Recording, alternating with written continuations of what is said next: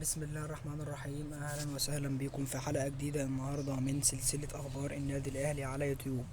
اولا كده وقبل ما نبدأ ما تنساش تفعل زر الجرس وتشترك في القناة علشان يوصلك كل جديد. مبدئيا كده موضوعنا النهاردة بيتكلم عن حقيقة عروض رحيل اللاعب احمد مصطفى السيد زيزو الى الدوري السعودي. كشف مصدر مسؤول داخل النادي الاهلي من كابتن رمضان حسن عن حقيقة ما تردد حول اللاعب أحمد سيد زيزو ورحيله إلى السعودية. وأفاد المصدر أن زيزو لن يرحل عن النادي الأهلي في الموسم الحالي أو الموسم المقبل، ولا يوجد نية داخل النادي الأهلي لرحيل اللاعب، وخاصة أن اللاعب يطمح لمزيد من البطولات ويطمح لكتابة التاريخ داخل جدران القلعة الحمراء. النادي الأهلي لا يفرط في خدمات اللاعب أحمد مصطفى السيد زيزو. أيضا النادي الأهلي أكد أن زيزو قدم أداء سيء هذا الموسم، لكن أنه على وعد أن زيزو سيعود ويقدم أفضل أداء في الموسم المقبل.